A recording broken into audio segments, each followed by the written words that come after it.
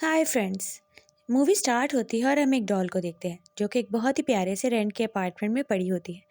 यहाँ एक लड़की एयरबीएनबी बुक करवाती है और आज रात के लिए वो यहाँ पर आई थी क्योंकि उसका एग्ज़ाम होता है और उसको यहाँ पर आकर तैयारी करनी थी। इस घर में एक बहुत ही प्यारी सी डॉल पड़ी होती है जिसके ऊपर लिखा होता है डू नॉट टच।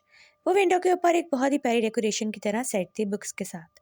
अब लड़की यहाँ पहुँच जाती है और वो बहुत ही एक्साइटेड थी इस कैबिन की। उसने बहुत तारीफ सुनी थी अपनी फ्रेंड से कि ये कैबिन बहुत ही प्यारा और एंटीक बना हुआ है। अब जैसे ही वो अंदर आती है ये डॉल उसका वेलकम करती है क्योंकि घर में सबसे सामने ये डॉल ही विंडो पर सेट थी। अब जैसे ही वो अंदर एंटर होती है अपना बैग रखती है और अपने शूज़ उतारती है और उसकी नज़र इस कैबिन पर पड़ती है जो कि उसको बहुत ही खूबसूरत लगता है। और सामने विंडो पर उसका इस्तकबाल कर रही थी ये डॉल जिसके ऊपर डू नॉट टच का लोगो भी बना होता है, यानी इसको हाथ लगाना मना था, सिर्फ वो उसको देख सकती थी। अब जैसे ही वो अंदर आती है उसको एक्साइटमेंट थी, उसको उठाती है और देखती है डॉल को। और अब वो देखने लगती है कि घर में और क्या क्या है, किचन वगैरह, क्योंकि वो थकी हुई आई थी और उसको कॉफ़ी पीनी होती है। वो अपना पूरा एयरबीएनबी चेक करती है और सबसे पहले उसका मूड किचन में जाने का करता है क्योंकि उसने अपने लिए कॉफ़ी बनानी थी, फ्रेश होके थोड़ा सा पढ़ना था और कल एग्ज़ाम के लिए तैयार होकर जाना था। अब वो अंदर आती है और अपनी कॉफ़ी बनाने के लिए काम स्टार्ट करती है। अचानक बाहर उसको हंसने की आवाज़ आती है। वो बहुत हैरान होती है और बाहर लाउंज में आके देखती है तो कोई भी नहीं था, लेकिन डॉल का हाथ ऊपर था, जैसे डॉल चल गई हो, ये सेल वाली हो। उसको समझ नहीं आती कि आखिर क्या था। वो उस डॉल के पास आती है और उसका हाथ नीचे करने की कोशिश करती है, लेकिन हाथ नीचे नहीं हो रहा था। अब उसने रूल तोड़ दिया था और उसने डॉल को टच कर दिया था। और ये डॉल की ही कोई ट्रिक थी। वो पीछे मुड़ती है और देखती है उसके अंदर कोई सेल वगैरह भी उसको नज़र नहीं आ रहे थे।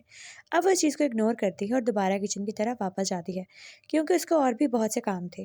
वो डॉल को वापस वहाँ पे वैसे ही रख देती है और अंदर अपने काम की तरफ चली जाती है क्योंकि उसकी केटल बॉयल हो चुकी थी। अब उसने रूल तो तोड़ दिया था। अब इस डॉल को इजाज़त मिल गई थी कि वो जो चाहे करे। अब यह हमें डॉल की बहुत ही क्रीपी सी स्माइल भी नज़र आती है। अब वो जाती है और फायर प्लेस में फायर रख लगाती है ताकि वो अपने कमरे को वार्म अप कर सके, ताकि वो वहाँ पे अपनी पूरी रात सुकून से गुजार सके। अब जैसे ही वो अंदर वुड डालती है, अंदर हीट अप हो जाता है। रात बहुत ज़्यादा हो गई थी। अब वो अपनी सोने की तैयारी करती है क्योंकि कल उसके लिए एक बहुत बड़ा दिन था। अब यहाँ हम उस डॉल को देखते हैं। जैसे ही वो लड़की ऊपर चली जाती है, डॉल की मूवमेंट स्टार्ट हो जाती है। उसका हाथ हिल रहा था और उसकी आँखें भी। यानी कुछ बहुत ही क्रीपी होने वाला था वहाँ पर, क्योंकि ये डॉल बिल्कुल भी एक नॉर्मल डॉल की तरह नहीं थी। ये तो एक बहुत ही स्पेशल डॉल थी। शायद आप इसको हॉन्टेड भी कह सकते हैं। अब वो किचन में जाती है डॉल और वहाँ पर जो नाइफ़ पड़ी होती है वो उठा लेती है अपने छोटे-छोटे हाथों से, जो कि देखने में बहुत ही खौफ़नाक लग रहा था, और स्टेयर से ऊपर जाने लगती है जहाँ पर वो लड़की का बेडरूम था। अब वो डॉल ऊपर आ जाती है और वो लड़की बेड पर सो रही होती है। अब जैसे ही डॉल की क्रीपी से चलने की आवाज़ आती है, उस लड़की को लगता है कि कोई आ रहा है। वो उठकर बैठ जाती है और आस-पास देखने लगती है। वो डर जाती है कि शायद कोई चोर वगैरह तो अंदर नहीं आ गया। वो हर जगह देखती है लेकिन उसको कोई नज़र नहीं आ रहा था। ना दरवाज़ा खुला था, आवाज़ अंदर से ही आ रही थी और वो डॉल उसके ऊपर अटैक करके उसको मार देती है। The end.